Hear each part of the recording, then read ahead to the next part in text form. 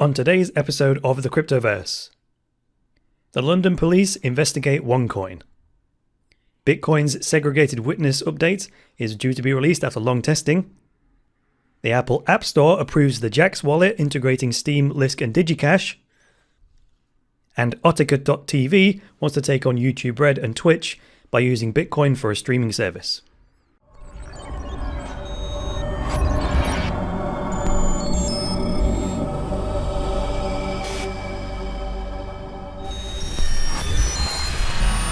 TunnelBear is the simple VPN app that makes it easy to browse the web privately and enjoy a more open and secure internet experience. Try TunnelBear for free by checking out the link in the video description below. Hi there guys, and welcome to the latest episode of the Cryptoverse, your regular dose of news and commentary on Bitcoin, cryptocurrencies and blockchains. I am your host, Chris Coney. Now you might notice today I'm experimenting with a whole new load of things, so please give your comments below the video and let me know your feedback. So let's begin.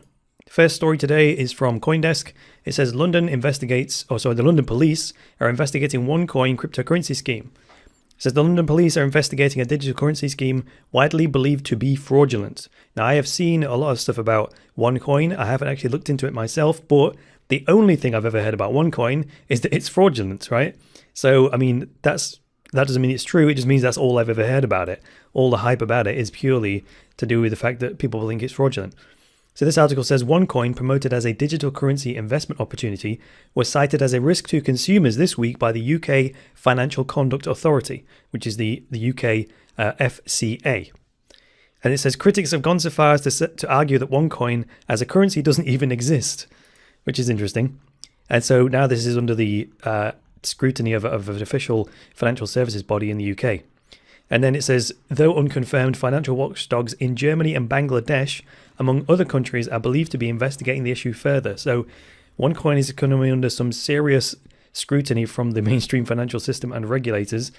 Warranted or unwarranted, they're attracting the wrong kind of attention, put it that way. Now, the very same story is also being covered by the Merkel, and it says, the end is near for OneCoin as London police launches investigation. So these guys are at it as well. Every cryptocurrency user in the world is well aware of the scam people know as OneCoin. So the Merkel are going much harsher on OneCoin than CoinDesk. It says, although this program is promising the stars and the moon to investors, it's an obvious Ponzi scheme. And then it goes on to say the London police are now investigating this scheme, and it's only a matter of time until it collapses. So it seems that the Merkel have already made their mind up about OneCoin. And I can't really say. And I mean, this is why we have bodies like the FCA to do official investigations. There is actually a quote from the FCA here. An official OneCoin statement by the FCA reads, the City of London police are currently investigating OneCoin. If you believe that you've been a victim of fraud in this regard or have had dealings with OneCoin, then please contact Action Fraud. And then it says that the link is external. Sorry about that. It says, or telephone them on 0300 123 2040. This firm is not authorized by us, and we do not believe it is undertaking any activities that require our authorization. However, we are concerned about the potential risks this firm poses to UK consumers. Close quote. So they're actually saying, their conduct doesn't fall under the Financial Conduct Authority's jurisdiction. However, they are starting to be concerned that they may pose a potential risk, which does make it their business, right? And then the Merkel ends by saying, for now it remains to be seen what this investigation will yield. Looking into the matter is one thing, but undertaking action is something entirely different. Unless people actively file complaints, it's doubtful the FCA will be able to do anything about OneCoin. Then again, people who blindly invest in obvious scams know the risks all too well. Now, the reason I say that's unfair, the bit that I think is unfair there from the Merkel, it says, people who blindly invest in obvious scams. Well, the thing I would say to that is obvious to whom, right? If you're just an average Joe, then it's not obvious, right? What's obvious to someone might not be obvious to me, just purely because of my lack of awareness and education on the subject. And we're all ignorant in some regard to some things. Actually, most of us are ignorant to most things. We only know what we know, which is only a small amount of what can be known. So that's just a little bit unfair, in my opinion. But as I always say, scam or no scam, never invest any more than you can afford to lose. So if OneCoin does turn out to be a scam and you've only invested £100 in it, that's fine as long as that's not your last £100, right? So that's always my advice. Now onto Bitcoin scaling. Cointelegraph have this article. It says, final countdown, Bitcoin's core Segwit to be released after long testing. And this is hilarious because set into the article actually is a music video from a classic song by a group called Europe, and it's the song The Final Countdown. Now, I'm sure most people have heard this song, but I think it's very apt that they've used that. It shows that Cointelegraph has a sense of humor. Now, in the article, it says the Bitcoin core team announced on Twitter that Segregated Witness, the release is on its final countdown, quote, with various tests and necessary information in place to upgrade the Bitcoin network.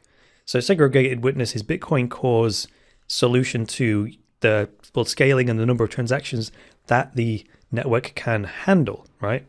And of course, that's the opposite to the block size debate. Bitcoin Core don't want to increase the block size, and that's why Segregated Witness is their preferred scaling solution. So it says, Segregated Witness is a sophisticated scaling technology designed to provide two major benefits to Bitcoin miners, users, and businesses. And those two things are the elimination of the potential of transaction malleability and capacity increase. Now, you don't have to go into the details of transaction malleability. If you want to look into that, you can do, but it's a bad thing, so we don't want it. So that's one thing. And then it also says, to Bitcoin Core's credit, the code of Segregated Witness was fully operational by the end of 2015, despite heavy criticisms that the core development team has received over the past 12 months for their, quote, inefficiency. Now, this is something that Andreas says, like, efficiency isn't always the goal, right? A blockchain by its nature isn't efficient because centralized databases are much more efficient if you want speed. So it depends on what you mean by efficiency or effectiveness. So if you want something that's immutable, then a centralized database with a centralized authority is not effective at all, right? And I suppose the difference between effectiveness and efficiency, don't pick me up on that. But this is good. I would much rather it take twice as long for Segregated Witness to be released than for them to skip testing, right? As long as that second half of the time was exclusively just testing the hell out of it, which is what they seem to have been doing. This is a very sensitive technological system, and they can't really afford to mess up. So I don't mind how long they take over testing it. You can't do enough testing, in my opinion, right? So it says here, the core in green, if you can see it here, the core team ran another Segwit network test on Bitcoin's testnet, which conducted a wider range of tests with other programs that were not upgraded for Segwit. Immediately after tests were conducted on Bitcoin's testnet, Segwit author Peter Riehl submitted the second and final pull request containing all improvements revised and reviewed by 20 Bitcoin Core developers. Now that's some serious peer reviewing for you right there. 20 Bitcoin Core developers reviewed the final Segwit code to make sure that there wasn't some sort of humdinger in there. And then it ends by saying supporters of Segregated Witness and the Bitcoin Core development team are also excited and interested that alternative proposals like the Lightning Network, RSK and Hivemind will be built and deployed after the release of Segwit. I'm not sure if there's any technical reason why Lightning and these other folks are waiting for Segwit. Maybe you can tell me that in the comments below. I'm not aware of any technical limitation, but if you know more than me, let me know in the comments below. I'm always looking for new information. Now let's move on to the next story for today. This is actually a week old, this article. I wasn't aware of it. It slipped by me, but there's so much news in Bitcoin and cryptocurrencies, I'm going to miss 90% of it anyway, so I can always loop back like I am now. This is from coinreport.net. It says Apple approves Steem Lisk digicash on App Store. This is specifically relating to the Jax wallet that is a multi-currency wallet. So the article reads that the CEO of multi-token, multi-platform and multi-device blockchain wallet app Jax, Anthony D'Orio, has revealed some details of his conversation with Apple developer support, saying that 3 more digital currencies, Steem, Lisk and digicash, have been officially accepted for inclusion in the iOS App Store. The news breaks only days after Apple rejected a version of the Jax wallet with Dash and Ethereum Classic tokens, 2 prominent altcoins with large followings. Now, Jax only integrates the leading blockchains because it's not worth their time, right? So, but it's weird that Dash is like in the top 10, and so is Ethereum Classic, and yet they've been rejected by Apple. It's very interesting, even though Jax wants to integrate it. So for those of you that don't know, Jax, it says here in the article, Jax was released in June of this year. According to the press release, it is used by 40,000 users of the most popular blockchains, with availability on 9 different platforms. Platforms being like, iPhone, Windows, Mac, etc. And it says Jax allows users to receive, send, and manage Bitcoin, Ether, and DAO tokens on Windows, Apple, and Linux desktops, Apple and Android mobile devices and tablets, as well as Google Chrome and Firefox extensions. So these guys are going hard for it. It says Dash and Ethereum Classic tokens are also fully supported, but still on systems aside from Apple's iPhone and iPad, right? So the Jax versions of the wallet that aren't Apple, you can still use Dash and Ethereum Classic. I'm thinking about doing a first look / review of the Jax wallet. If you're interested in that, like this video, comment below and let me know. But I have been playing with it recently and it looks pretty good. So if you want to see me do a review of the Jax wallet, comment to this video, click the like button, and then I'll give me the feedback. And then it says here that Steem, which is another, this is what the article's about, Steem being integrated into Jax and approved by Apple.